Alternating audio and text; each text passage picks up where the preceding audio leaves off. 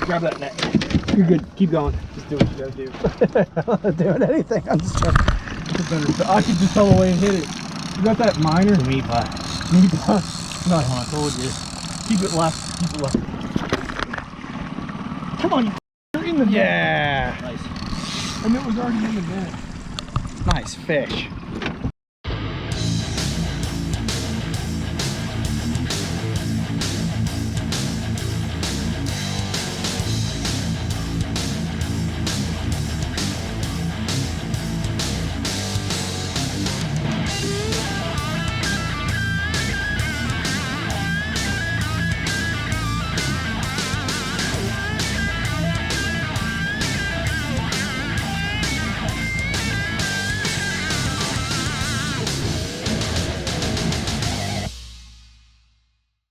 What is up, Yens guys? Welcome back to Fishing PA with Ryan Reed.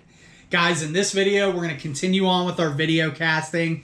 I've been having a blast doing these video casts. I've been learning a lot about local fishermen, local bait makers, and really getting the opportunity to hear the story of how they got started musky fishing, as well as how they got to where they are today. Now, guys, tonight I have a special guest, someone that I have just so much respect for, not only as a fisherman, but as a human being. Tonight, we're going to have on Mr. Evan Schoss, owner and CEO of Schoss Bait Company. Now, guys, the plan for tonight is to talk Schoss Baits. We're going to talk about the lineup that Evan has. Evan's going to give us some tips and tricks on when to run these baits, scenarios that he likes to run these baits. He's going to give you guys some excellent tips and tricks as new musky anglers. We're going to talk musky fishing. He's going to tell a few stories that were just absolutely awesome. Guys, I am super excited about this episode that we have tonight. Now, you guys know, again, I have just so much respect for Evan Schoss as a local fisherman, as somebody that's a member of Muskies Inc., someone that really reached out to me as I was kind of attending my first Muskies Inc. meeting. Evan reached out to me and handed me this beautiful miner that he painted.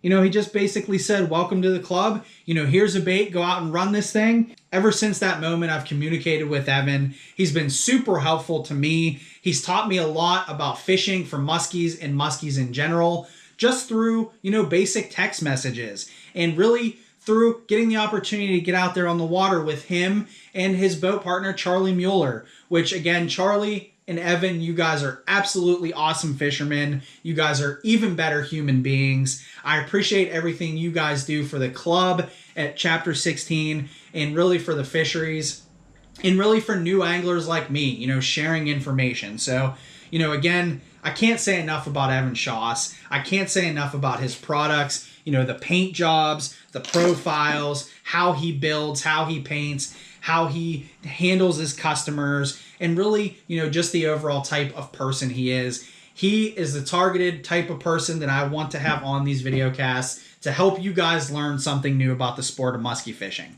hands down. So guys, again, super excited about this particular video cast. Let's go ahead and jump into the conversation, and hopefully you guys like this as much as I did. All right, guys, we have a special guest on tonight. My man, Evan Schoss. Evan, thanks a lot for coming on tonight, man. I appreciate it. No problem, Ryan. Glad to be here. Yeah, it's awesome. This one's probably a little overdue. I've been wanting to get you on to talk Schoss Bait Company. So that's the plan for tonight, if that's good with you. That's good. All right, so I got some set questions we'll go through, and this is kind of fun because it's just the two of us on tonight. So this is kind of like an interview style, which I'm starting to really like. I don't know. I think it's just cool to get to know guys better and, kind of understand some of these lures a little bit better and show off your lineup. So I guess the first question that I've had for guys to this point is, I'm just asking when guys got started musky fishing. Tell the story, if you will. So how did Evan Schoss get into musky fishing? All right. So I was back in college. I did some intern work with PennDOT, and one of the guys just happened to be going to school in Edinburgh, lived in Bellevue, and he spent some time in Pontotoon. He had a camp up there. So, it was kind of natural. He and I just hit it off because we both fished. So it was one of those things, it's like, you and I, when we first started talking and sharing some information about places that we had been and things like that, and, kind of fed off of each other. And he invited me up for a weekend, and we did some fishing up there off of, right around the causeway and things like that, just off of that rock pier. And, kind of just got into it together. Like we both were just kind of like walleye fishing, bass fishing, and saw a couple muskies, and, really just got into it that way, fishing the spillways and things like that. So it was an interesting relationship too, because he had gone to a different school than I did and all that stuff. So, just through work and fishing. But his name was Sean, through Sean, I met a guy named Howard Wagner, and Sean had gone to school at Northgate, and Howard Wagner's wife taught at Northgate. And one of the things that they used to do for the students whenever they were well behaved or made the honor roll or something like that was his wife would actually ask Howard to take the kids out on a fishing trip. Oh, So no. Sean had gone out on a fishing trip with Howard whenever he was, like in high school.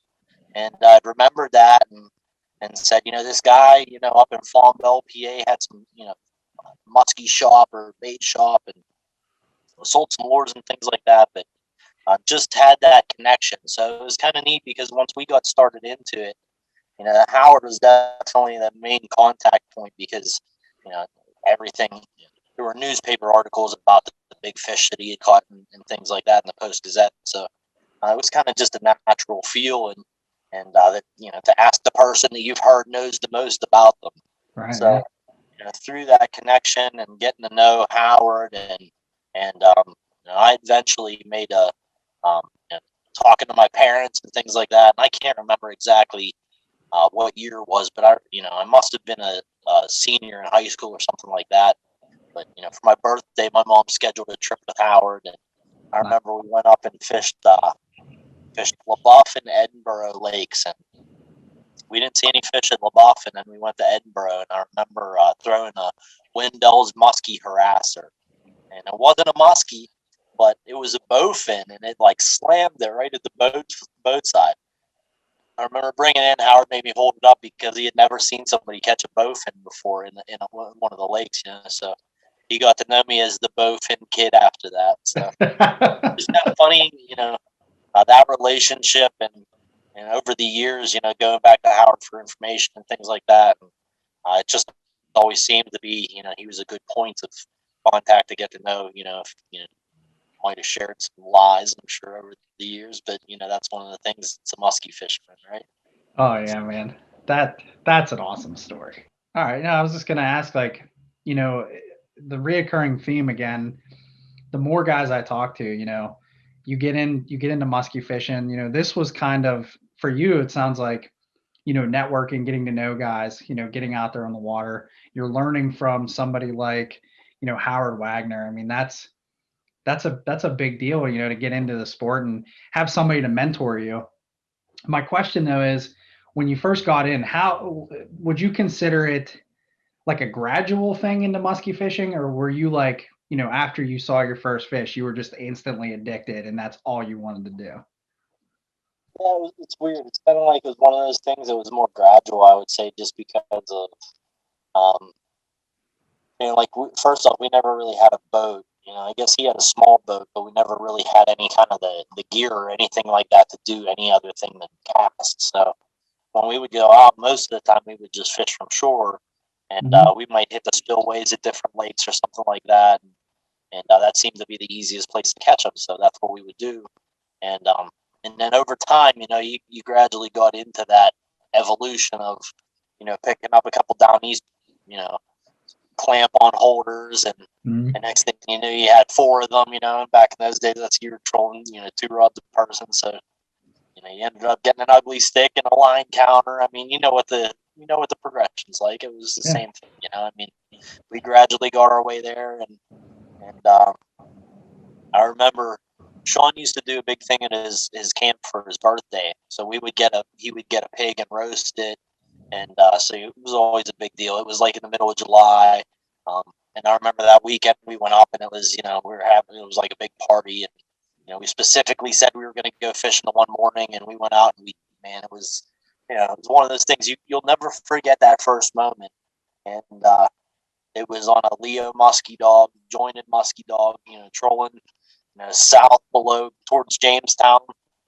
Rod goes off and look back and seeing that fish like on the surface of the water, just rolling, and seeing how big it was like, yeah, this is what I want to do, And after that, I think it was a different story. Now, we caught some fish here and there before that, but once you saw that one trolling like that, and it was like, yeah, this is, first off, because when you first hear everybody tell you what they're doing to troll, it's almost far-fetched. Like, you can't believe the guys are trolling with short lines and 4 miles an hour, and these fish are literally coming up and grabbing the thing just feet under the surface and 15 feet of water. But it's reality, and once you see it happen, and it makes all those things click in your head, and you realize, like, yeah, this can be done.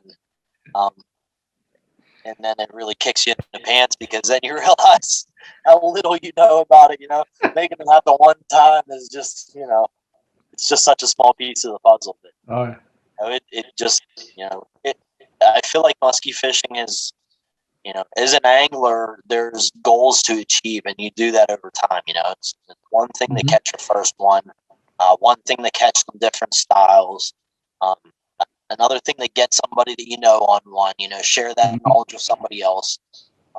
And then, multiple fish days, it's just, there's so many achievements to be had with musky fishing. And I think, you get to the point where, and you see it with some of the guys that you've had on the podcast before, and one of them, specifically Kevin Goldberg, shares it with everybody. And it's just great to see, it's really cool.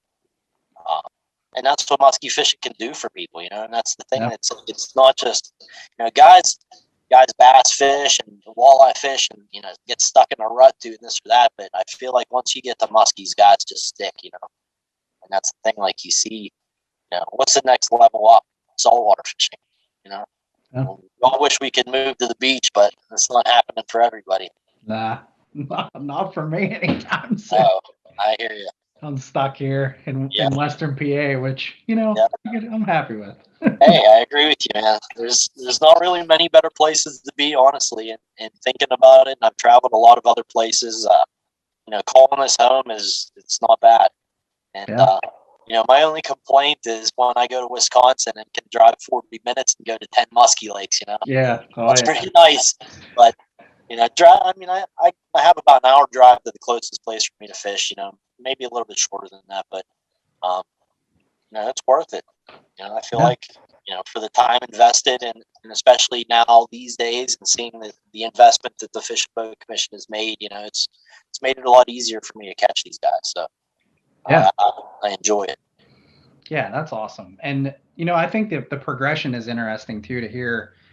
There's a good amount of guys that, I've talked to within the last maybe year and a half that want to get into the sport of musky fishing. They want to spend some time and they want to do it right. And, I talked to a guy recently that was asking me questions about gear.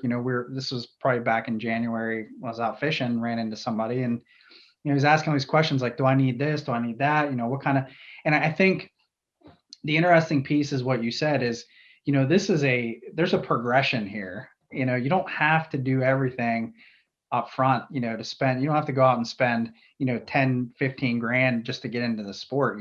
This is a progressional thing. And I think that's important for guys. I have a tendency to forget that.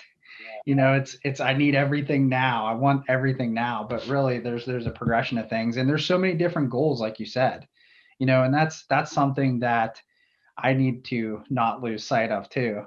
Setting those types of goals and being realistic. With myself, knowing how much I can fish, and just instead of chasing numbers, set a goal for yourself to learn something new. And that's the thing about musky fishing. You're never going to know everything, but yeah, that's cool stuff. So my next question though is so you're musky fishing, you've got, guys that you're fishing with, you're out there catching fish, you're trolling, you're casting. So what made you want to get into making musky lures, if that's fair. Yeah.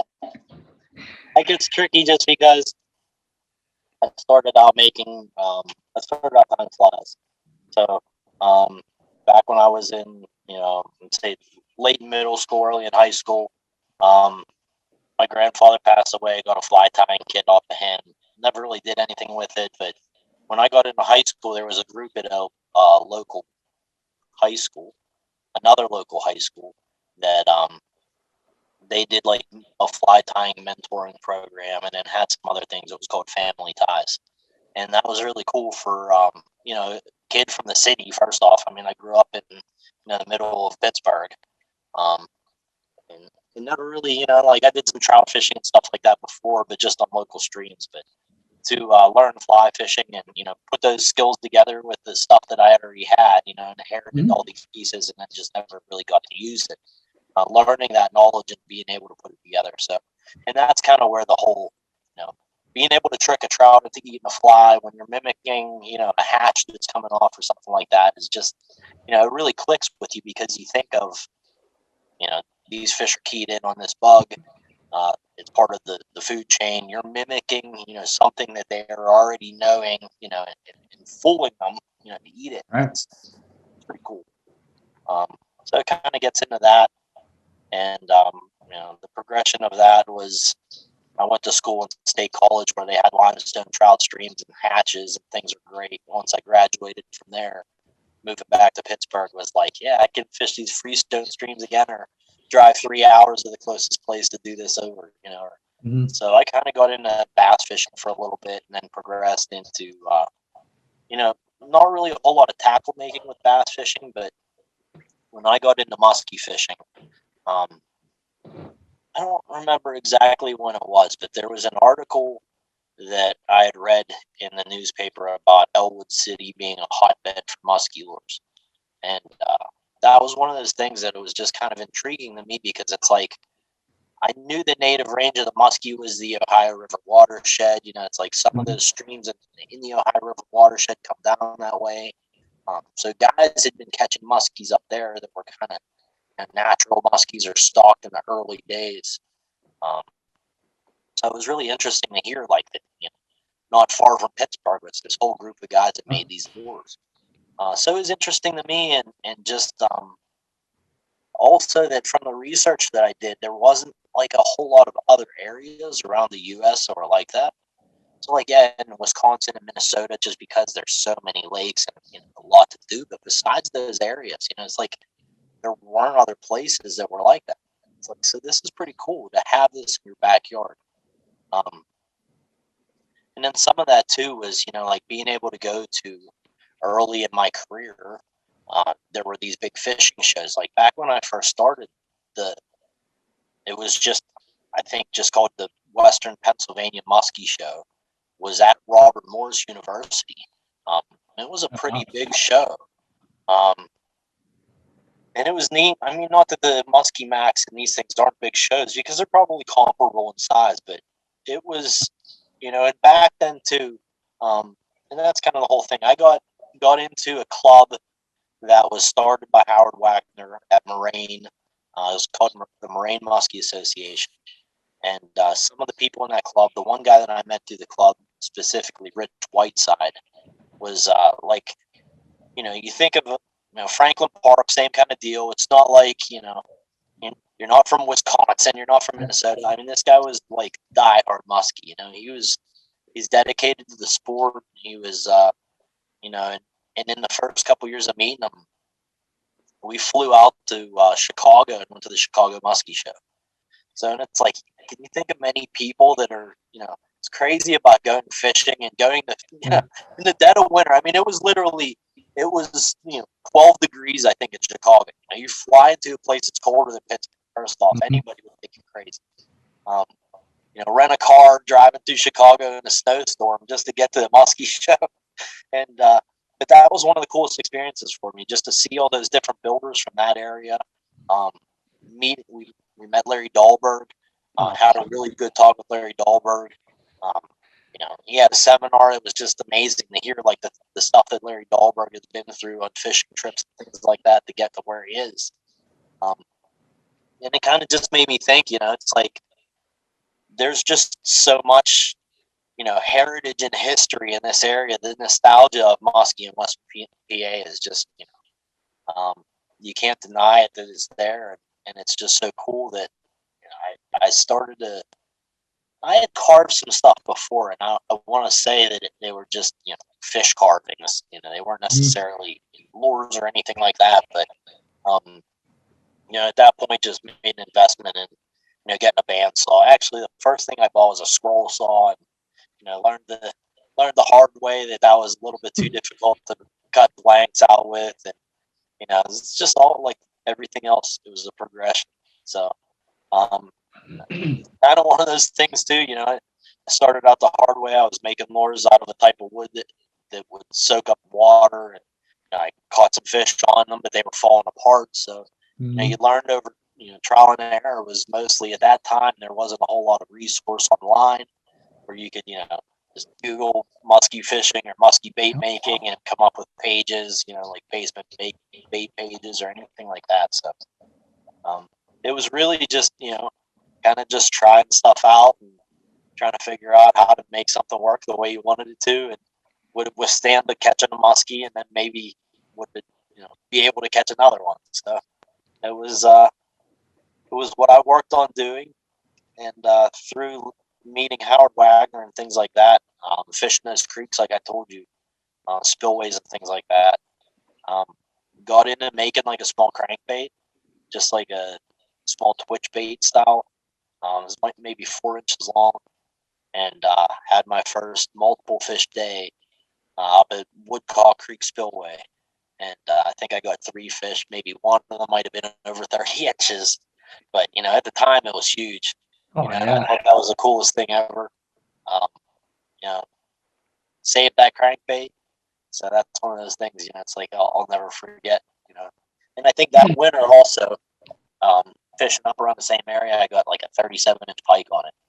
And it was like, to me, I'm like, all right, now I can make a bait that catches fish, and then that's when you get hit with the bait maker's curse. So that's one of those things that, it's tough. So you make a bait and you catch a fish on it, and then you make another bait and you catch a fish on it, and then it's just like the wormhole, man. You just keep going. One of those things, you just keep going. You can't stop at one, and it's one of those problems that you end up with no matter who you are as a bait maker, that you just, and no matter what the demand is for whatever bait you're making, if you're selling them or you're not selling them or whatever it is, I mean, you just have to keep making things. And it's what's always been cool. I mean, it's like, it was a progression with me with flies too. I started out catching trout on flies. I wanted to catch bass on flies. I started out and I got full circle to where I tied saltwater flies. I was catching fish on saltwater, going down to the beach and catching fish on saltwater flies. And I've caught muskies on flies. So it's one of those things that you just, over time, you just kind of branch out from one to the next and just try to see what you can do, I guess. So, yeah, that's the bait maker's curse, in my opinion, is that you just can't stop with one, and then you just keep going until next thing you know, you live amongst baits. I don't recommend it. I don't recommend it, he says. Man, there was so much. There's so many good things you said in the last 5. I was trying to keep track of my mind, going back to, talking about the 79 belt, thinking about all the legendary bait makers that came out of PA, and there's so many. I can't even name them all. You talk Wileys, you talk Legend Lures, go way back to the Ed Latianos, and I mean, there's just so many in our area that are like well known around the country, like I can remember even being in Florida years and years and years ago and going into like a bait and tackle store and seeing like a grandma's in there that they were using to cast for tarpon or whatever they were doing with it. It's like, I know where that came from. You know what I mean? Like it's wild to me to see that. And, I mean, that is part of I think this musky history in our area that, like you said, that you don't see that a lot of other places. I've talked to guys, I'll go back to the Florida thing. I was in, I think it was it was a Bass Pro, maybe somewhere down around Fort Myers. And I was talking to one of the guys there and was trying to get me set up to fish from the beach, which awful. I am an awful fisherman from the beach. Also, I cannot tie my own shoes, let alone try to tie a fly. But he's like, I was telling him like, oh, I'm really getting into this musky thing. I don't know how to fish from the beach. Like, this is what I'm starting to learn, to do. And he looked at me, he's like, he's like, you have muskies in Pennsylvania? And I'm like, yeah, we've got, we're starting to have a good population and stuff. And he's like, I thought that was a Midwest thing. Like, I didn't know you guys fish for muskies in Pennsylvania, West Virginia. Like, and I don't know if that's a reality of outside of our area. I guess people don't really think about it down south because you're so far away from it, but there's just literally so much history. So that's cool. So that was all part of the Schoss story, how you got into making baits. And I will touch on one thing. I mean, I've talked to you many times about making lures. I attempted to make a crankbait, and it swims good enough to catch a Canadian pike, which it doesn't have to be that great to catch a Canadian pike. But we got a couple fish, and I I wanted to do that just so I could understand what it takes. Yeah. And whether that was just such a small fraction of what's involved in bait making, like what you guys do, for me to sit down and make a cedar bait, tinkering around and stuff. And I think I'm glad I did that. I'll probably never make baits. I mean, I barely even try to make them now, but I can tell you, like, it helped me understand. I felt that addiction of what you were talking about with the wormhole. It just, you want to keep going. And it's like, oh, I made this crankbait, I caught a fish on it. Now I want to make a wooden rattle bait, because who does that? I made a wooden rattle bait and it doesn't swim. It doesn't do much of anything. But it's like, I wanted to try it. I wanted to do it. But that's so relatable to me, just that whole thing and the progression of how you got to where you're at, and I think a lot of guys that get into musky fishing will relate to that. And I think a lot of bait makers, and there's more bait makers today than there probably was. I don't know. I mean, think about 20 years ago. Yeah, it makes you think that. Yeah. I mean, there wasn't that many options 20 years ago. I mean, there were options, but not as many as there are today. I agree with you. So, I mean, that's good stuff. So the next thing I want to touch on is your lure lineup. I want to talk some baits. All right. So can you take us through your lure lineup? What you got going on at Schoss Bait Company? Yes, I can. So to start out, show you the newest thing that I have here, which is just this. It's a mini meatball, but with a shallow lip. Ooh. So you can see it has a short square lip on it. Okay. And that'll run maybe in the first, like maybe top 20 inches, 2 feet of the column. It's got a rattle in it, like the rest of them. They're wire through, except for the bull eye is screw eye. And that's the shallow mini. And then we have the regular mini meatball, which is same body style as that shallow, but just with similar lip to the meatball, but with a smaller. Also with the rattle in it. That has a rattle in it too? How did I not know this had rattles? So yeah, and that's also wire through. That's complete wire through.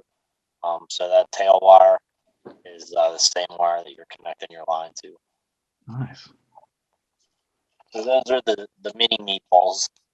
I also make mini meat pies, but I didn't bring any of them to put them on the table. But then this is the meat pie, which is the same shape as the meatball, same lip as the meatball, but a cedar flat bait.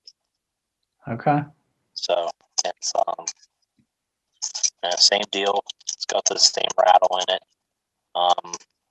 It's got the 3D eyes on it. And it just That's screwed sweet. up. But that'll dive to 15 feet. You can get that on the 15 feet with like 85 feet of line. Nice. I gotta tell you real quick. I was fishing at Kerwinsville tournament last year, and you donated a bait for that raffle. And I Yeah. swear to you, I stared at that thing. I'm like, we're sitting in the raffle. I'm sitting there at the table, and I'm like, I want that. I was staring at it, and I didn't get called. There was somebody behind me that got up and picked it, and I was like, dang it. I wanted that one real bad. Anyway, sorry. That was a meat pie? It was a meat pie. Yeah.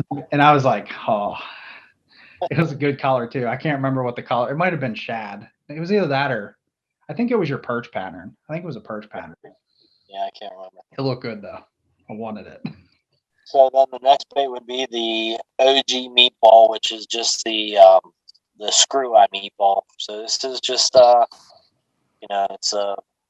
it's a square version of the meatball than the one that's out there now. Same lip, but it's just fatter, kind of more boxy body than the original one with screw eyes. And then it has the rattle, as all of them do. And then that brings us to the new meatball, which is new a couple years ago, so it's not really new anymore. But the meatball, which is that lip, complete wire through, complete resin body. Sorry, that was I didn't tell you that before about the other ones. And yeah, same rattle in it. And then that brings us to the 7-inch flat bait that I make.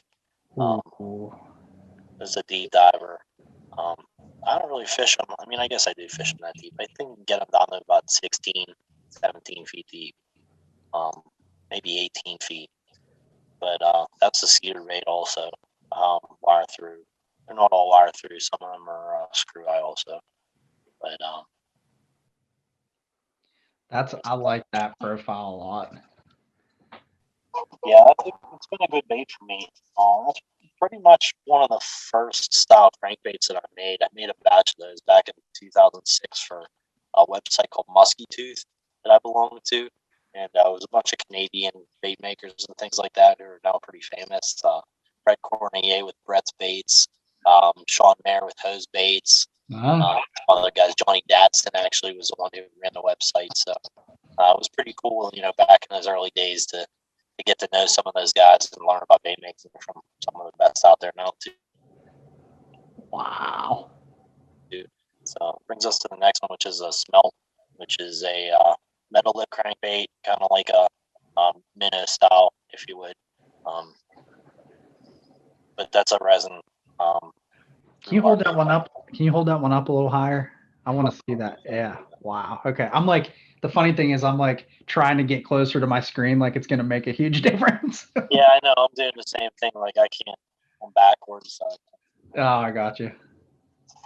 That's a sweet. I didn't know you made that. How did I? That's another thing. Like, yeah, I know it's been one of those. I haven't made a ton of them, but and then this is the jointed smelt. The same deal, same body shape, same lip. Just jointed. That's very cool. Are those lips screwed in on the? Not that I want to give away any trade secrets. And also, yep. Oops, sorry. That's cool. And then off you go. I guess make sure that they're even more secure. That brings us to the minor, which is it's a 9-inch deep diving crankbait. I've gotten them down to 25 feet. Just got to run a lot of line. But, pull them up to 7 miles an hour if you wanted to. Do really well on a short line and the prop wash. They just seem to work pretty well just close to the boat. And then jointed minor. So same deal. That's resin through our bait. The early ones like this one was just had a screw eye nose, but they're all through wire now. Okay. That's got to be a lot more work to do the through wire. I've never I've watched videos and stuff, but Yeah, there's a lot more work whenever you're building the cedar bait. It's a lot of work whenever you're building the resin bait too, because you have to build putting together all the wire before you're pouring anything like that. So yeah, it is a lot of time, a lot of measuring, trying to get the right measurements and dimensions for it. But it's one of those things, like you said, with progression. You run yeah, over time, you get it over time, and that's one of the big things that really helps is hands-on, just like musky fishing. Time on the water, time in the workbench. That's how you figure it out. So yeah. That's yeah. I mean, that's cool stuff to see that. I wish I could see the first ever bait you made. You got to get me a picture of that bad boy. I'll have to find it, but I do. Yeah, I'll have to find it for you. It's laying around here somewhere. I'd show you the first one I tried to make, but it's honestly it looks more like a doorstop, like a wooden doorstop. Works pretty good as a doorstop. I've used it. Yeah, it's, as long as it's got a purpose, right? Yeah, exactly. Good purpose. I'm manufacturing doorstops. It's my new I gotta side find business. the meatloaf. I didn't bring a meatloaf over here though. I'll Oh, be right back. I all could have right, grabbed all right. 3 musky hooks come off that easily. So this is the meatloaf. This is like 10 and a half or 11 inches. Same deal, complete wire through. I got a funny story about that. How's It's that? well, That is an awesome color too, by the way. I'm gonna get there. I want to ask you about those paint jobs of yours, but okay. real quick, we were out fishing, me, you, and Charlie last year. I think that this was last fall, and we were fishing at a specific area. There were some guys fishing on shore, and you had one of your meatloafs out, and I remember reeling it in just to do a weed check or whatever we were doing at the time, and I pulled it out of the water, and there was a young kid and his dad like fishing off the dock, and the kid looks over and he goes, "Look, Daddy, they caught a fish." And I'm like I'm holding the meatloaf up. It was pretty awesome. I mean, that just seeing that thing, there's so much you can just tell like how much work you put into it, and they're just they're awesome baits, man. I really love the look of them. It's one thing to see it at a show and play with it, but it's another thing to see it in the water and fish with it. Yeah, and that's cool stuff. You can tell you put a lot of work and effort into your baits, man. Absolutely. So yeah, so is that's the full spread then? Yeah, that's a full spread. I make some other stuff. I mean, it's like one of the things, like I told you, I don't make them enough to offer them for sale. So Yeah. maybe every once in a while I'll put some stuff up, but for the most part, that's everything that I make. All right. So that's the lineup. So my next question is going to be about, I guess, maybe use cases. Just real quick, we don't have to go through the whole thing, the whole lineup, but you're with these mini meatballs, they seem like they would be dynamite in spring. And even the meatball, we were catching pike on meatball in Canada, and the water temps were like low to mid 40s, and the fish were they were eating, and it was funny because they were hitting the bait and just like hanging there. We were just like dragging them, while we were trolling, but they were eating it in cold water. So I guess my thought is, I'm assuming, all of these baits, like the meatballs in particular, you would run those a lot in the spring, right? So is there any like use case applications for anything you like to do more with your baits? Yeah, and that's the thing I would say. Starting out early in the season. The thing about Pennsylvania, first off, that we're really lucky is that we can fish year round. So, I'll say early in the season, but I'm going to just start in January just because we've caught them in January.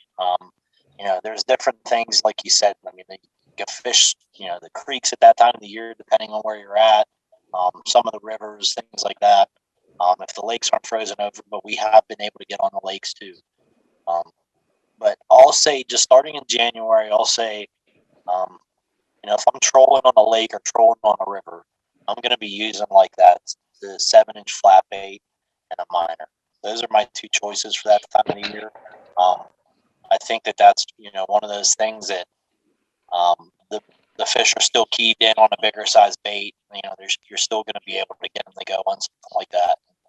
And most of the times, if you're fishing in the lakes, they're going to be a little bit deeper still. They're not up in the shallow flats or anything like that. So you're still out in the open water, trying to find schools of bait and things like that.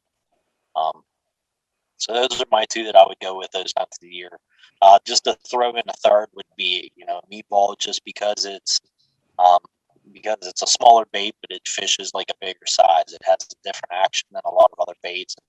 That kind of chugging action that it has with a rattle, it kind of fishes just a little bit bigger than it seems. So those would be my three. Say until maybe the early part of I'd say late March. Maybe when the shallows start to warm up, and say you're on the lakes and things like that, and if you did have ice, the ice is starting to break up. And at that time, I would start looking shallower, and I would be fishing the mini meatballs, the shallow minis now. Then I'd be fishing the meat pies, and then we've done well in the meatballs. So same deal. All of those will fish pretty shallow. You can troll them short lines, or you can troll them 20 feet back to get 4 or 5 feet down. So it's just a little bit slower that time of the year too, just water temperatures creeping up. So and then I'll take the speed, so that's no problem. Okay. And then the same deal like we've talked about in the past with color selection, just that time of the year with like murky water, using a lot of hot colors, things that just stand out. And with the rattles, that's always one of the things that I attribute to helping them in that murky water, is that they give off a little bit of sound for the fish too. So, and then moving into like after that kind of progresses, I'd say like maybe like spawn, post spawn, when the fish are starting to drop back into May period, where the fish are going in a little bit deeper water again. I'd stick with the same kind of. I'd go with the same two. I'd go with the meatball. I'll also go with the meat pie, and then at that time I'll start mixing in the minor again, because those some of those bigger fish are ready to eat a little bit bigger meal again. And same deal with that bait. You literally can't put it in a bad spot. We've got them this year fishing in the prop wash with 4 feet of line out, and that's like maybe 5 feet down, maybe 6 feet down, and then all the way down. Like my hot spot would be, I like to say, 17 feet back, which is giving me about 7 foot down. And I've done well in that area with the baits. And then this fall we've caught fish on them deeper.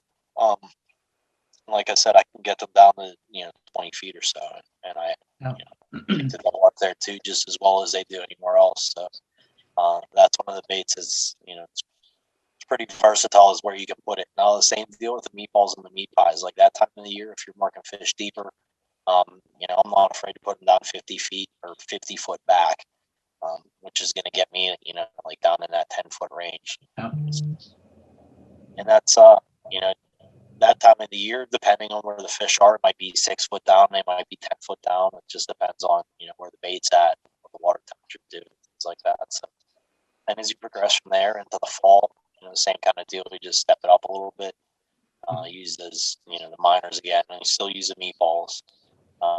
Then I'll mix the meatloafs in a little bit, and like that time of the year in the later fall is more when I'll do that, when I start slowing down and fishing deeper and things like that. If I'm taking a trip and go to Canada or something like that, whether that can happen again, then that's what I'll the minors and the meatloafs are what I usually take up there. So yeah, that's gets you through most of the season. Now in the middle of the summer and things like that, like a lot of them match the hatch, like whatever the bait fish is, perch, shad. I always do well on black, like a solid black bait. Some other things like that. Like just different color shads, like a purple back shad, a blue back shad, just depending on, like what the watercolors like, the sun's like. It's just, it all varies depending on days too. You've had, some days where one bait's really hot, the next day it's just a slightly different color than that, or just because it works one day doesn't mean it won't work the next, but doesn't mean something else won't work too. So you always got to try, change it up.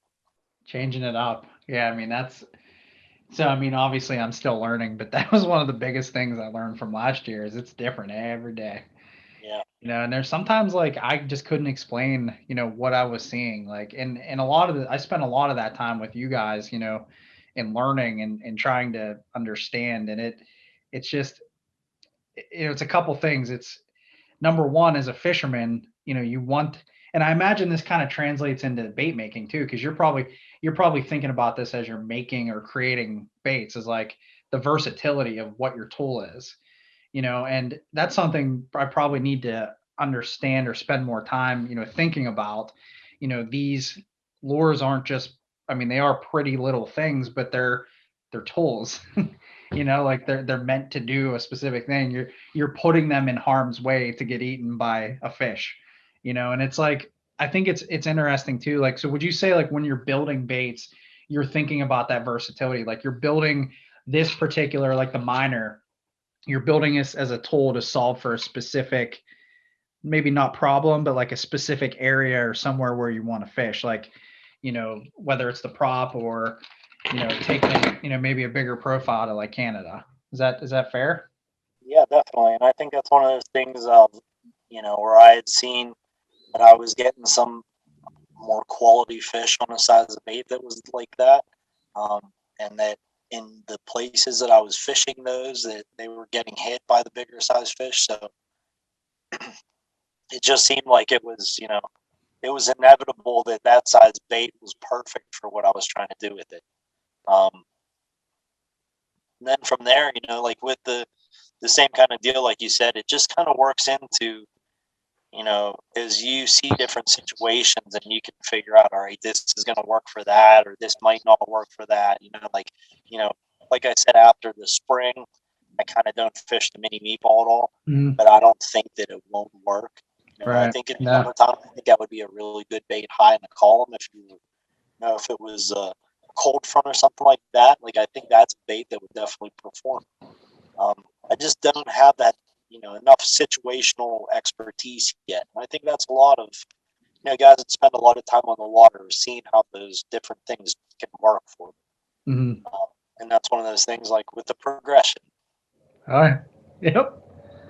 Yeah, I mean, that's good stuff. I really, so I'm gonna set a goal this year, and we almost got. I still believe that this got hit one of the days we were out. I think it was that day in fall because we were coming around an area, the rod went off. I want to make it a goal this year to get a fish on this bait, and for a couple different reasons. This was. I'll tell a quick story too, and this kind of is along the lines of what you talked about, with networking and, joining a club and stuff. And I think it might have been my actual first Muskies Inc. meeting that I went to. And I remember it was during the week. I think it was a Monday night. They're typically on Mondays, right? Yeah, I went out and I remember like sitting there and I just talked to a few guys. And at the end of the night, it's getting towards the end of the night, I walked up to Joel and you were sitting at the table. And at that point I had never met you in person. And you looked at me and you said, "Hey, why don't you give this a try?" And you handed me this minor, if you remember this or not. Yeah. So I don't know that I've ever really talked to you about this, but think about somebody new to the club, one of their first meetings. You walk up and somebody hands you a bait like this, and says, "Hey, go throw this." Like the impression that you made on me, not only within the club, but just as a fisherman and a bait maker. I mean, that meant a lot to me, somebody that I didn't really know many people in the club, wasn't talking to a lot of guys. And that had a pretty, I would say, large impact on me, and just really the club and the community in general, so that was something that was really special. And I've run this thing and I haven't gotten it eaten yet. And I want to get a fish on this bait so I can send you that picture, and it's one of those things where I just absolutely love this thing. And I probably for the first 2 weeks, and this is going to sound really creepy, but I took it out like every night and I was just like sitting at home and I'm just like staring at it, so I don't know, man, I play with my fishing lures way too much probably, but yeah, that was such like a meaningful thing to me. And it was, I'm thankful that you did that for somebody like me, to hand me a bait and say, hey, go try this out. And I remember specifically you said 17 feet back. I tell everybody, man, 17 feet back. That's all you got. The only place you have to put it. No, that's one of those things, Ryan, and I appreciate you talking about it because it's one of those things that I feel like in this sport it really helps out. I wouldn't be here today fishing or bait making if it wasn't for the help of the guys around me. And that's one of those things. Like with meeting Rich Whiteside, we had some stuff in common. He fished out of a kayak. I fished out of this inflatable pontoon boat whenever I first started out. So it was like, you can find things in common with these guys. It's not just you're out there doing it and everybody else is out there doing it and you don't, and that's the thing, like being able to bounce ideas off of him, go on trips. I mean, we went on trips all over the place, with Howard Wagner, and that Musky Club, I was able to meet a guy named Jerry Mintier. Jerry Mintier has been, making baits in Western PA, and there's not a lot of people that even know about him. But the guy was like one of the best fishermen, one of the biggest pioneers of fishing other areas outside of Western PA. And, it's just amazing to hear the history from these guys. And I feel like if you aren't able to do that, like if you and I wouldn't have had that first conversation, we've been in the positions that we are now to talk about the things that we're talking about now.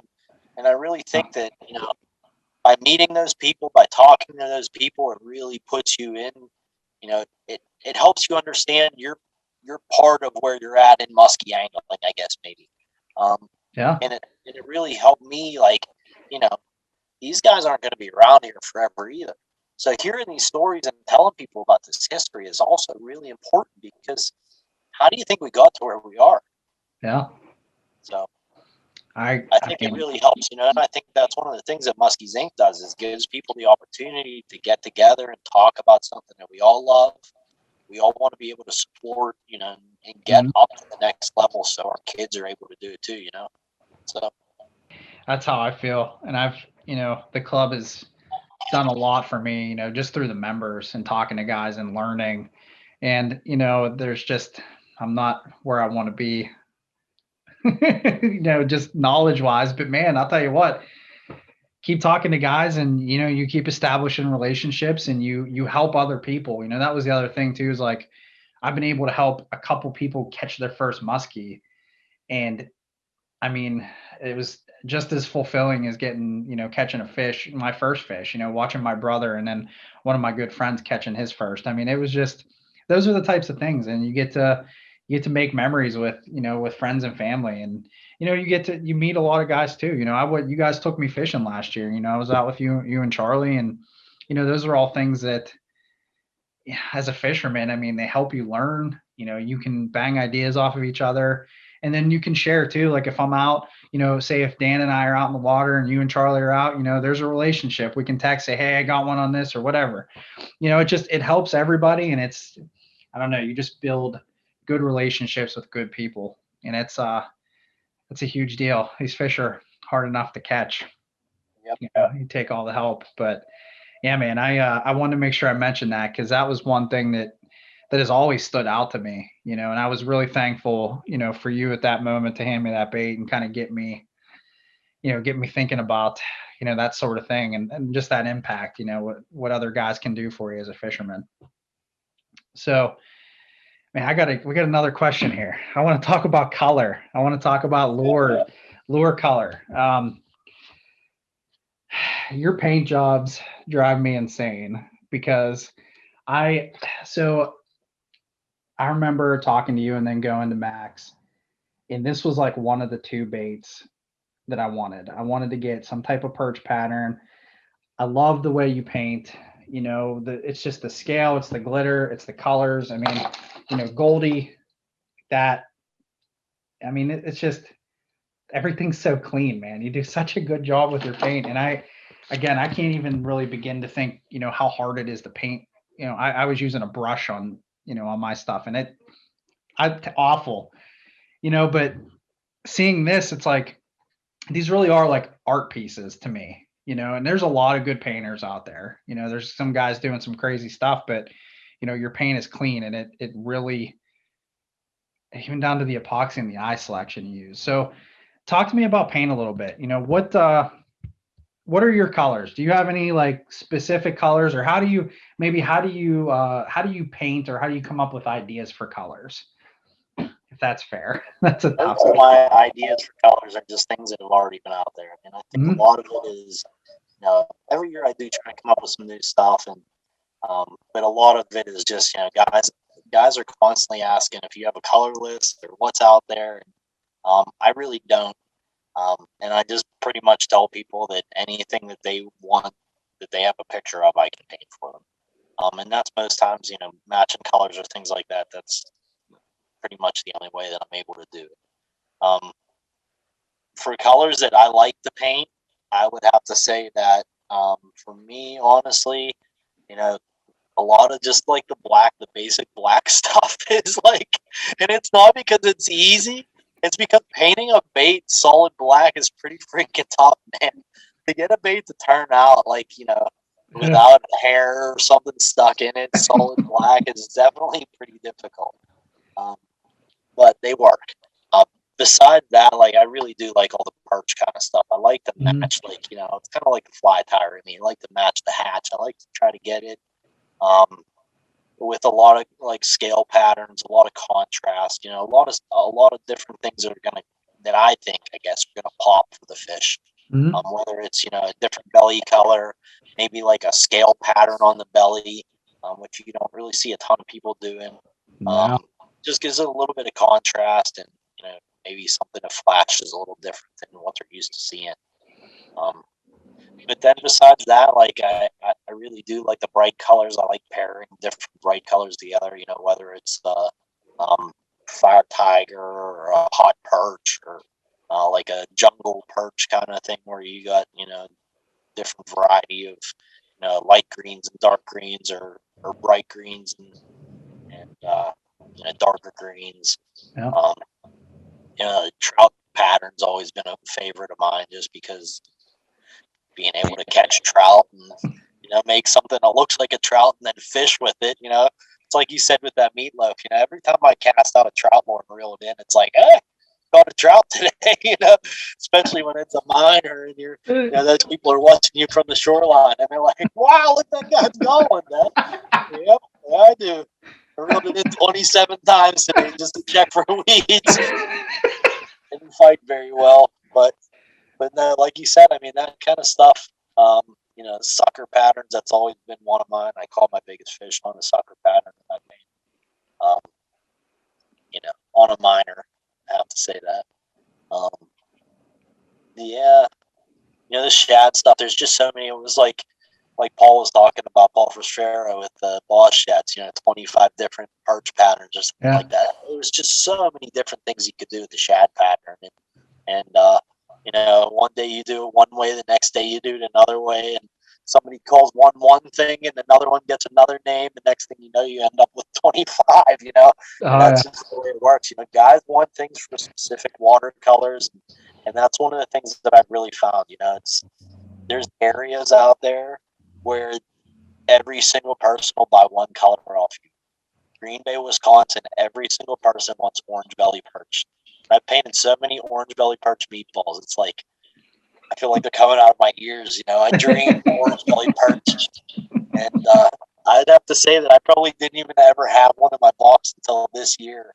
And it's one of those colors. After getting that first muskie on a Leo muskie dog and Arthur perch, which is an orange belly perch. So it just goes to show you get your favorites and you get stuck into your ways. I mean, you're probably exactly like I am. Like, you'll take a box out for the day. You'll probably take 3 boxes out for the day and probably use 7 more the whole day. Oh yeah. I mean, there's days where I go out there and I might only change the lure 3 times. It's because when I'm running stuff that I know works, it's like, why am I going to switch it up?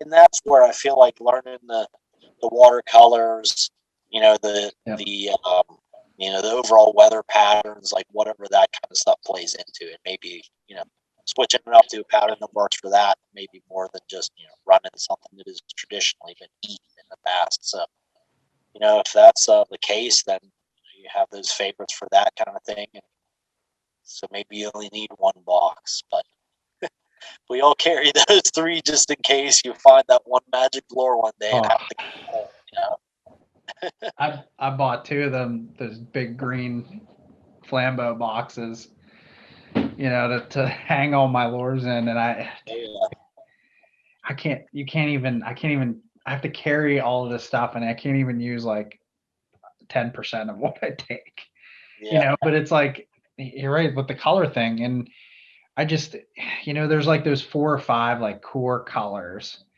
that I don't know, I stick with. But it's so interesting to see all the different variations of that, like you were saying about what Paul said about the perch.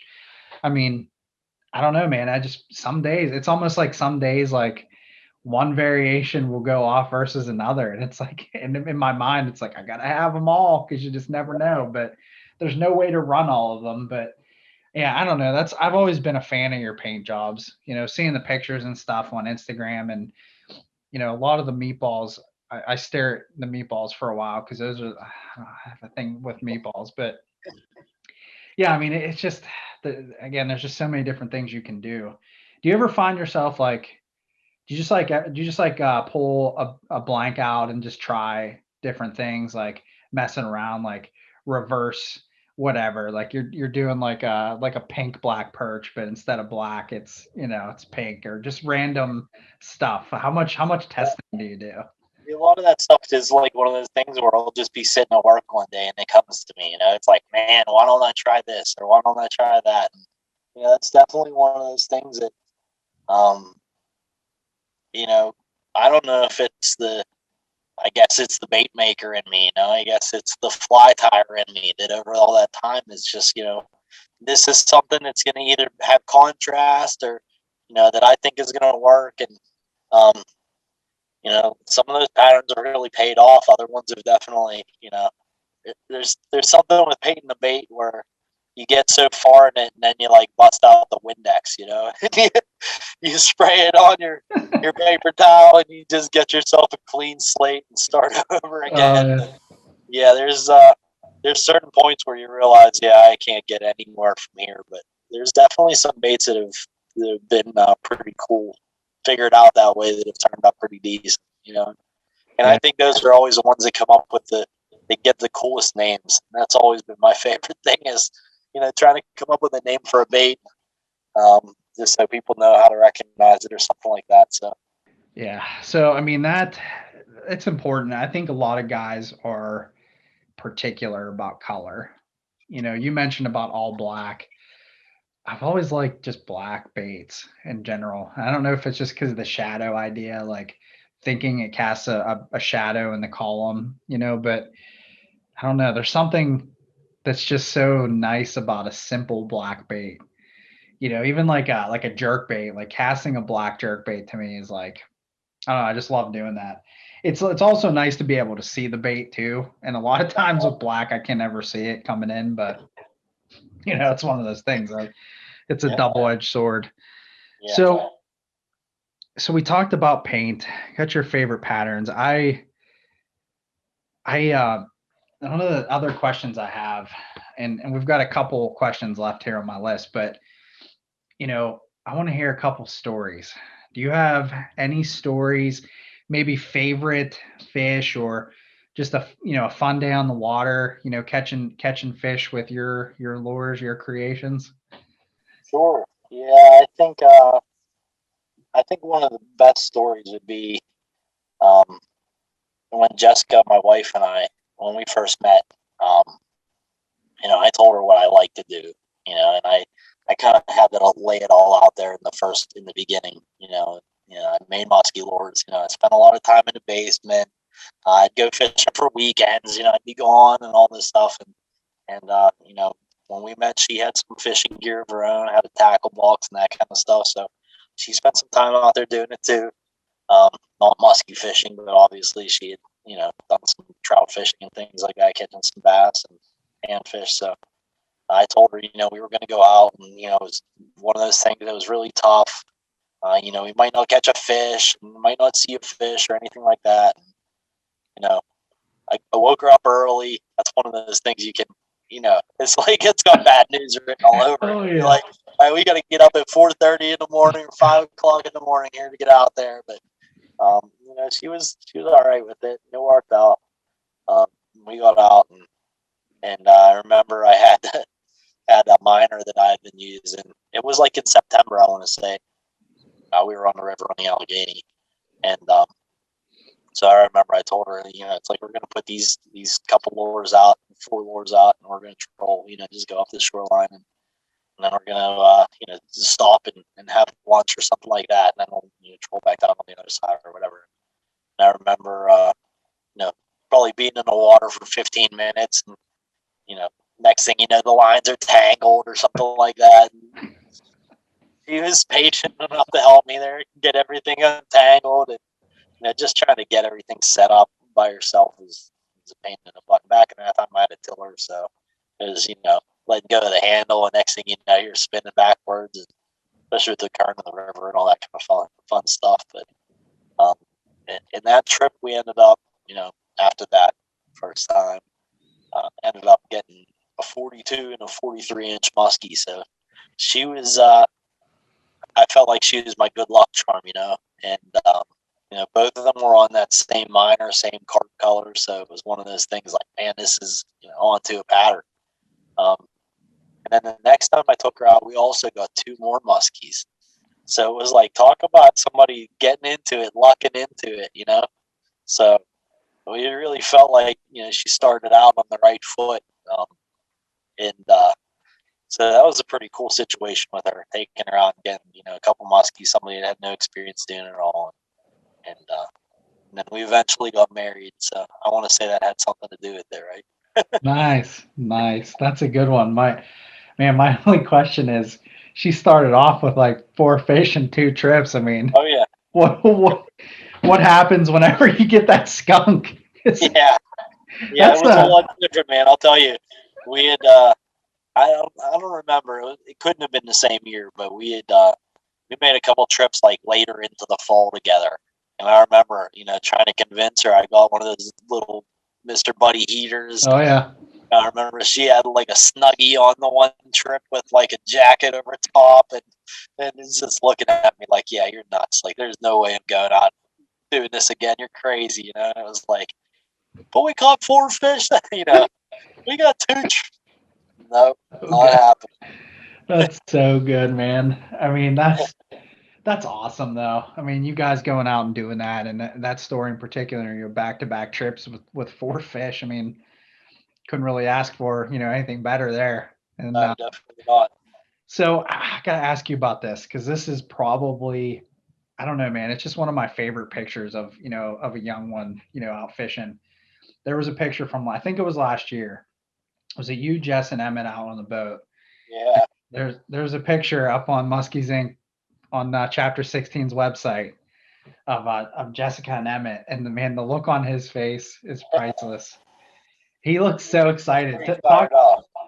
Talk to me about that. What was it like seeing Emmett like that with the fish, man? You got to be pretty proud about that one. We were out there for a while first, and that was one of those things. Like, it was tough to keep him, interested in what we were doing, and just being out in the boat in general, I guess, was the thing. It's like he was good for a while, and then it was like, I guess kind of got boring. But one of those things too, where trying to always be prepared and bring some stuff with you. So we had brought some of his Hot Wheel cards and things like that. So it was nice to be able to get him, out there and doing that. And sure enough, one of the rods went off, and we were able to get the fish in, and he was like super excited to just see it once it was in the net, and he was able to see it and check it out. Brought it into the boat, and Jessica was really excited. He was really excited. So it was cool to experience that with him. And he was 2 at the time, so he wasn't able to get on the reel or anything like that with that first one. But it was just so cool for him to hear it and see everybody moving and doing everything and getting in the boat. A little bit after that, he and I got another one. We went on a trip just together, and I think we might have been fishing for 25 minutes or something like that. But we had just started eating our lunches, so we packed a lunch, and we just started eating our lunches, and next thing you hear the rod going off, and that was another one of those. Man, he was so excited, and just seeing that in a little guy, it's super cool. And I'm hoping that he's, it's one of those things that he's interested in over time. But we feel lucky because my sister has a small pond also on her property, and we're able to catch like the bass and bluegill and all that kind of stuff out with her. And it's super easy. You just walk right down to the pond and you can do it right there. So he's caught some fish before, and he really likes doing it. That second one, I was able to get him on the reel a little bit, and he knows, he understands what he needs to do. But that was a little bit bigger fish, so it was tough for him. I think that's the thing that was tough for me to understand. It's like, these fish aren't small, and he's, the fish was almost as big as he was, if not bigger. And, getting a 2-year-old to crank one in is not going to be the easiest thing to do here. So we got that one in, and we're able to get it in the net. And, same deal, super excited. And it's just so cool to see, maybe get him into it and get it back out there this year. So like I told you, he has his interests, and me being a bait maker and having my interests. One of the things that I'm hoping to do this year to get him more into it is paint some baits in his colors. There you go. Try to do some stuff to get him. He's really big into the Transformers. Okay. And, I think that'll be cool to get some Transformer colors. He loved Bumblebee, so that's one. I mean, there's already a bait called Bumblebee, so we'll get him out there fishing Bumblebee this year, and I think that'll really help. So. That's awesome. There's a lot of grown men out there that would be interested in some Transformer paint. Oh, yeah. That's cool stuff, man. I mean, that's probably the one thing that I really like about social media. And it's funny because with the YouTube thing and just Facebook and Instagram, like, I've never been a fan of social media. It's just hilarious to me, But seeing that, seeing, you guys out there, your family, you're out there catching fish, on the water together. I mean, that's cool stuff. That's what I like social media for. Yeah. And that's the type of thing that I feel like it's meant, and it just, I won't forget, every time I go up to the website to check something, I see that picture up there and I get a smile out of it. It's just a classic. Here's an interesting one. This is one I was kind of curious about. So, what you had mentioned that maybe your best fish or one of your best fish was on one of your baits. That was the minor. So I guess this doesn't have to be, my question is, what was your best day on a Schoss bait? Now it could be numbers, doesn't have to be numbers. It could be, one particular fish or multiple fish. What would you consider your best day on the water with your baits? Yeah, I would say it was probably that one. That was my personal best. That was during the Chautauqua tournament. I want to say 2017 up at Lake Chautauqua. And that was one of those tournaments too where that was the second day, pretty early in the morning. First day, I want to say 20 minutes into the day, we had a really nice fish on a planer board, and ended up getting off. I think we caught maybe one small one later on in the day after that.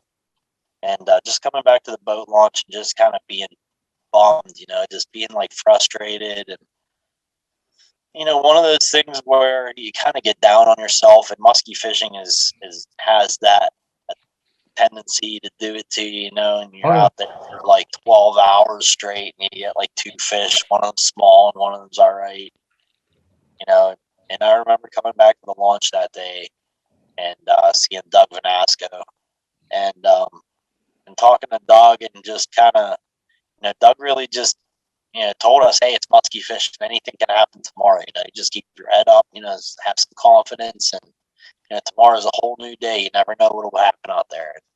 And I remember going back to the stand down in Jamestown at the Comfort Inn or something like that, and going back and just kind of like thinking about what you're going to do different tomorrow, and thinking about, what you did today, and where you saw fish or where you saw bait, and what you were going to do different tomorrow.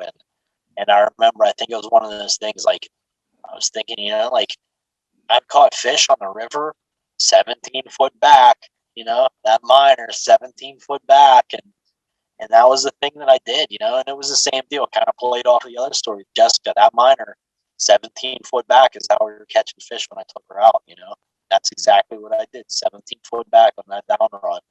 And sure enough, we were cutting across the middle of the lake. I think it was like 7:20 in the morning or something like that. 37 foot of water, 17 foot back, 7 foot down, 37 foot of water. Rod just took off, Man, it sounded like a snag, like always, you hear something go off, like, oh, it's a snag. No, that's not a snag. And it was a beautiful fish. We got in the net, and it was a little tough. We, had to revive it for a little while.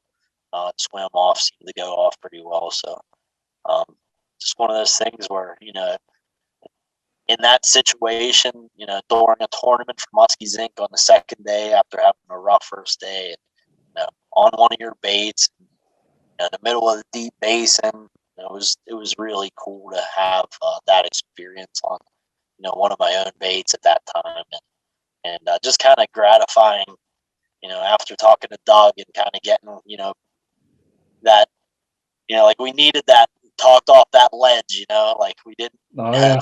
Musky fishing. Tomorrow could be a different day, and getting that, all right, it's like no reason to be frustrated about what happened today, because something can change in a minute, and that's how musky fishing is, and it was just a super cool experience. How big was that fish? I didn't catch that. That was 51 and a half. I don't know if I said that or not, but yeah, that was definitely a Chautauqua bell. So that was wow. Yeah, a beauty too. It was one of those, really barred up, striped out fish. So it was really pretty. Yeah, that is like the Chautauqua dream right there. Yeah.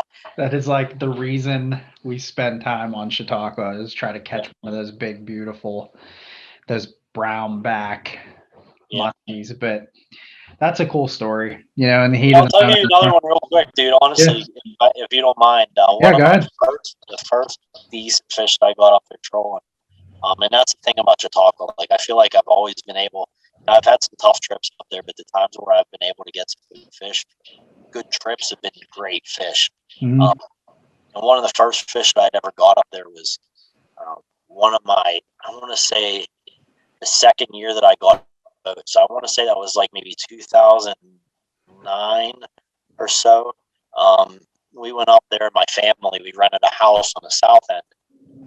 And had gone up there. It was during the G20, which was like the global summit was happening in Pittsburgh, and I was working downtown, so they wanted to shut downtown off, and so they basically told us you could work from home or you could do something different. So I was able to take some vacation time, and we went up to Chautauqua and stayed up there. And I remember we went. I went out. We were there for 5 days, 7 days, like that. And I remember catching fish going out every day, catching a couple of fish. But I remember in particular the one evening I went out, and we were in the south end there by Smith Boys, and you could tell it was just getting dusk, and the storm must have been kind of blowing in, because it was like that purplish dark. It was getting kind of hazy. And I'm thinking, man, this is musky weather. This is perfect conditions to catch muskie in. And that night, I had asked my mom to go out with me. She very rarely, would go out with me in the boat on just that situation that we were up there. Well, my mom had always gone fishing and things like that in the past. She had grown up in a family that fished and things like that. So it was cool to be able to get her out and do that. And we got to fish that day on a bait that I made, painted it with a spray can. And one of those things, it's like, who would have ever thought, a color that I sprayed with the spray can. That fish was 48, and it was just same deal, real dark but real gold. Beautiful Chautauqua fish, just super thick. And I remember having that fish in the net and asking my mom, like, "All right, you can hold it now?" And she's like, nope. And the fish, like looking at the fish in the net, it was like chomping on the bait still. And it's like, yeah, I can understand. Seeing that, you're like, no, there's no way I'm gonna put my hand in that fish's mouth. So yeah, it was pretty cool to be able to get her out and have that experience with her. One of those things where, yeah, you think back, like, what are the chances of that? In that lake in particular, like, making memories with my family, being able to go up there and spend time like that with them, and troll that lake with your baits, or some of the other local guys' baits, and be able to catch fish up there. It's really been special. So. Yeah, those are two good ones, man. Those are good stories. Yeah, I keep coming back to that. That's one of the biggest things I think I'm learning about musky fishing. It's not necessarily about you're gonna have your days where it's gonna be up and down. You might not catch fish on any given day. You might go out and catch multiple fish. But looking back on it, I don't know, like, I just feel like it's that's what it's about, is making memories. You're out there on the water, and even when you're not catching fish, you're still learning, but you're out there with people that you want to spend time with. And sometimes that's better than catching a fish. It just, you get that time, and that's a bonus when you get a fish like that with your mom. It's that's cool stuff. That's cool stuff. Yeah, thanks for bringing those up. All right, so we talked about this a little bit. So Muskies Inc. Being that we talked about this already, I think I'm going to ask a question that I've already covered. But what do you think what impact has Muskies Inc. had on you as a fisherman? As a musky angler, what do you feel that impact was? So I think, as a fisherman, and also somebody who's interested in the sport and the biology of muskies, muskie fishing, or Muskies Inc., has given me a means to communicate with the Fish and Boat Commission in an effective way. So, and I think that's also another thing that kind of gets, we talked about the whole, the mentor thing is huge. Like, when you start out muskie fishing, and I know you've had that with Dan, I had that with Rich, like, getting to know somebody that's done it, or at least has some experience doing it, or has some of the gear or something like that, is just huge to be able to get started in, and be able to get to it. Muskies Inc. is definitely the best place to meet somebody like that. And Chapter 16 has a lot of willing people that will take you out and introduce you into the sport, and try to show you the ropes and get you into fish. I mean, that's just the way that a lot of these guys are known. It's a little different than the past. I know guys have had the view that the clubs are just people that want information from themselves and that's it. But I really do think that it's kind of changing with the mentality. But also, like I mentioned, just an avenue to be able to express your concerns or whatever they might be to the Fish and Boat Commission. Gratitude even to the Fish and Boat Commission for what they're able to do. And I think that's, with the Hugh Becker Foundation, the Minnow Fund, and everything like that, like being able to show them that we're serious about this, that we're a group of anglers, that even if we're 0.1% or whatever we are, that we still spend a lot of money on fishing lures and invest a ton of money into the sport, and that our opinion really matters too. I really feel like that has a lot to do with it. And Muskies Inc. is able to give people that avenue, and I think that's where it's important. Yeah, I mean, you covered it well. The reason I'm asking that question is, I've been sharing my experiences with the club. I've been trying to do that as much as I can through my channel, but it also helps when you have other guys, sharing their opinions on it, because it can get old listening to me talk about the importance of the club. But man, it's everything you said. And I think that was another point too, the point with Fish and Boat. Maybe we take a minute to talk about, the GIS piece that you put together for the Musky Anglers log. That, can you want to touch on that for a minute? maybe an overview of what that is? Yeah. So that was one of those things, like, reviewing that. I want to say, I don't know when it first started. I think 2007, whenever they came out with the new Muskie management plan. And back at that time, Al Woomer was the biologist in charge. And reading through that document and just kind of seeing some of the information that they had in there about like angler usage and things like that, and getting feedback from people, and one of the programs, whenever I first started going to some of those Marine Muskie Association meetings, were they handed out the paper logbooks, and that was how they were getting their information at the time. Were these like a paper logbook that they handed out to people, and expected guys to fill them out, and then at the end of the year, mail them back to the Fish and Boat Commission, and then I guess that was how they got their angler information. And through some of the trips that I had gone on, we were in Prescott, Wisconsin in October, and we were at a boat launch, and we got creel surveyed. And I thought, man, this is pretty crazy to be out in the middle of nowhere. If you've ever been out that way, I mean, it is literally out in northern Wisconsin on the border of Michigan, in the North Woods in the middle of absolutely nowhere.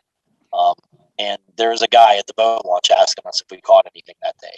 And it's like, man, talk about angler, surveying, Oh, yeah. Outreach, and it was pretty crazy to me. And one of the things that got me was that the Ohio Muskie program had a program to do this that was online, and being at the time that I was working with GIS software and things like that, at first I really didn't realize that it was something that we would be able to do. But I kind of reached out to the Fish and Boat Commission to see what their thoughts were, and it was one of those things, like, they kind of came back with, like, yeah, it looks really great, but our fiscal constraints are that we can't really do anything. We can't spend money on making something that we don't have already, or and I kind of just took it upon myself, I guess, to figure out a way to do it, and kind of came out pretty well. And it was really cool to get to get to the point where I said, all right, like, here's what I'm going to do. And then I reached out to all the biologists at the Fish and Boat Commission, Al Woomer, Bob Loranis at the time. There were a lot of other guys, can't think of all their names right now, but that they had a lot of feedback on what data that we were going to collect that would be useful for them. So that's a lot of, like, the number of hours you spent out fishing for muskies, how many muskies you contacted, because that's the information that they like to gather for the catch per unit effort. So they want to see how much time you've invested, and then want to see what the results are of that investment that you've made. So it's been really cool to get feedback from them on information that we've been able to provide to them, and then the biologists are able to provide to anybody else in the Fish and Boat Commission about the usage statistics and things like that. And it's really great to hear that for the last few years they sent out a message asking for data, and it's pretty cool that we're able to provide data to them now, and they're able to look into where anglers are using the resource and what their success is. It's cool to be able to send them a picture and say, all right, this is Muskies Inc. club members, and with a fish out of this body of water, and it really, for guys like Jared and guys like Brian Ensign, it really does it's got to make them feel good, to see that. Yeah, and that is what I want to get at with that, because you were talking about how Muskies Inc. opened that door, for better communication with Fish and Boat and the hatcheries and the biologists, and it ultimately led to you taking it upon yourself, to do this and to build this app, this piece that is going to help provide information to them that's going to benefit them and their work in the fishery ultimately. And that's the thing, like, that is such a cool thing. And we talked about this a little bit, maybe with Jared, but maybe this was a sidebar conversation, but that thing I would love to be able to push that and get people, and I'm not sure what the usage is on it, but I know personally I need to use it more. And that's something that I'm going to do this year, and that's the question too, is you can still log a trip even if you don't see a fish, right? I mean, that's the whole point of this, to see how much time Correct. and Yeah. effort. And that's the thing that I feel like that they really did want was information on, the trips where people were taking, even if they weren't seeing fish. That you invested maybe 7 hours into it and didn't see a fish, and there is an area in there that you can add comments. So whether it's I saw one fish or had a follow and didn't eat or whatever, I mean that's still useful information for them, because whether you caught one or not, still having that that you saw a fish or Yeah. whatever the situation might have been. But it really it seems to help them out, so it's been pretty good. Yeah, and one more comment on that, the fact that you took the initiative to do that. I mean, man, it's a tough thing, and I don't know what's involved in something like that. I don't have a GIS background, but I see the app, I understand how it works, and kudos to you, man, for taking the initiative to do that. That's a big deal. That's the type of thing, and I'll use the term innovation. That's just my IT background coming out. But I mean, that's the type of thing that, that I guess when you think about it, it's like being a pioneer in that area, being able to open the communication further, to help with this stuff. I mean, that's a big deal to me, so kudos for that. That's something that we should be talking about and using, a lot more, in my opinion. And I'm looking forward to contributing to it, just I information. appreciate that. Yeah, I was hoping that eventually we'd be able to, Fish and Boat Commission has an RTIS license, and I was hoping that we would eventually be able to roll it into something that they would be able to post on their website and things like that. But I'm not sure if we're ever going to get to that, just because I know that they use a consultant to do a lot of their GIS services. So I'm not sure exactly how that relationship is. Yeah. But it's something that we need to keep doing to be able to keep this relationship alive between us and the Fish and Boat Commission. And I mean, it's something that, we'll gladly host and be able to do, just to be able to keep that up and going. So. Yeah. All right. So we're getting towards the end of my questions here. This is an important one, because I feel like, especially some guys that might be listening to this, what would you consider, or do you have maybe a top tip or two for the new musky angler? Yeah, so it's kind of like we talked about already. I mean, first off, I would say just get information. Try to get as much information as you can. Um, read books, read articles. Get on maybe some discussion pages and read some past posts about things that you are curious about and things like that. And then try to start out in high density waters, just to make it a little bit easier for yourself. It's tough to go to a place that doesn't have a whole lot of muskies and try to catch one. And do some research in the places that are getting stalked over time, and have been stalked over time, have a good population of fish in them, and try to fish in those types of places. There are quite a few of them around us, so I mean that's the benefit that we have waters like that around. And then I'd say just maybe try to focus on one type of technique, and don't go all in. You need trolling gear, you need bucktails, you need glide baits, you need top water, you need start out with one way to catch them, and learn that one way, and then progress into everything else. And maybe it won't be as tough, and that's one thing that's really is difficult, is being able to find willing fish all the time is just it's not easy. And spending the amount of time that you need to get that kind of feedback is what can be tough with it too. So going to places that are higher density, and whether they're smaller fish or not, still catching a muskie is catching a muskie, especially when you're starting out. So getting that kind of feedback from the fish, and then learning from there, it's definitely the way to go. And you'll eventually get a bigger one, and it'll feel like you earned it because you worked into it. So that's just my advice, I guess. Yeah, that's you're spot on. I mean, that obviously still learning, but one of the biggest adjustments I made, and you even helped me with this, to find water with higher percentages and really pick a tactic and fish it and learn the tools that you're using to catch a fish. And that helped me last year. I had the first, I guess, success that I've had by myself, fishing by myself. I caught a few fish, and it was exactly the advice that you just gave. I mean, that was it.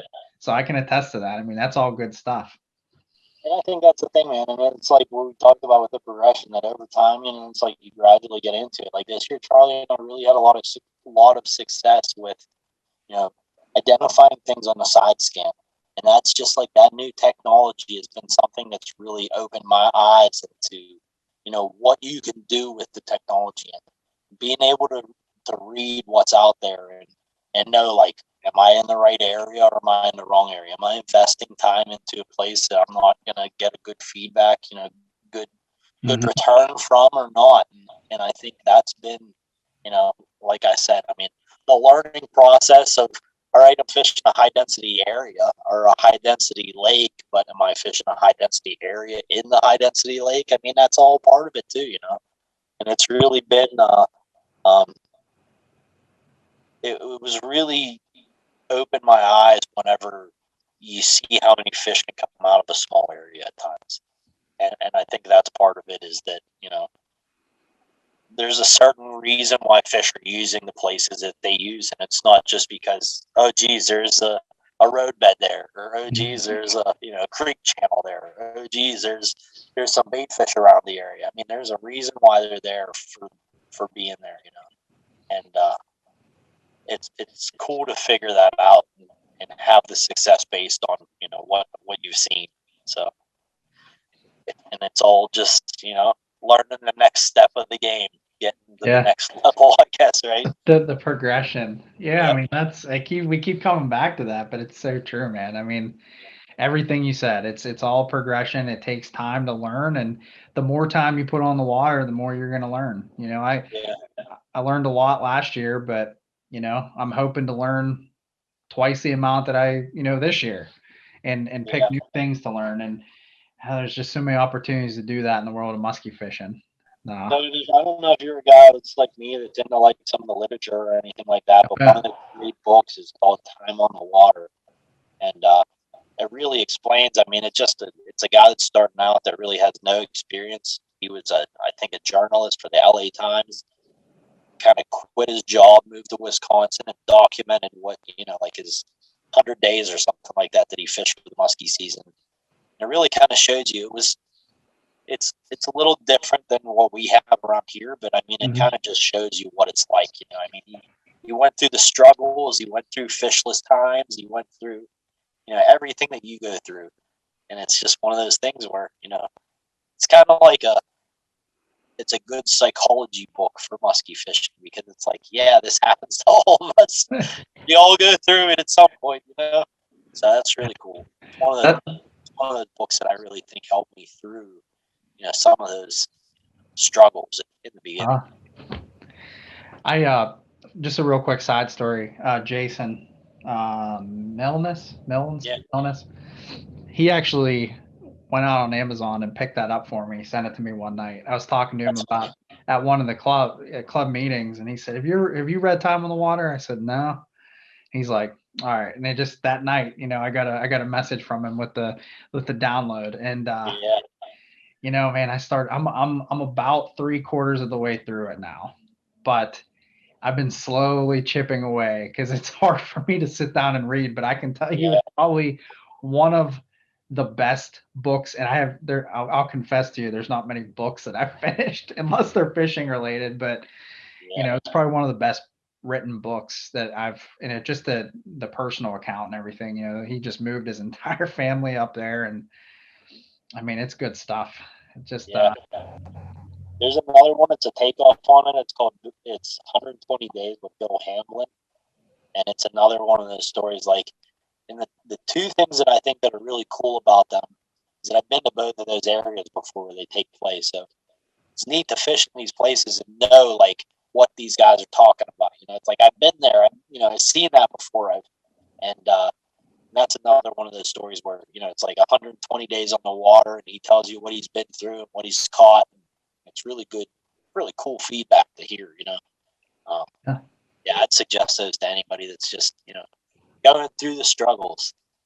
Yeah, man, that's a good recommendation too. It's a good read. I'll have to check it. I'll have to check that second one out for sure. All right. Well, my last question for you tonight is, where can we get a hold of Mr. Evan Schoss to find his Schoss Bait Company lineup? All right. So you can find me on Facebook. I'm on just regular Facebook as Evan Schoss. And then I also have Schoss Bait Company on Facebook if you want to check out the Schoss Bait Company page, which there's not really a whole lot of information on there besides just pictures and things like that. The place to get Schoss baits is a secret group called the Crockpot Collective.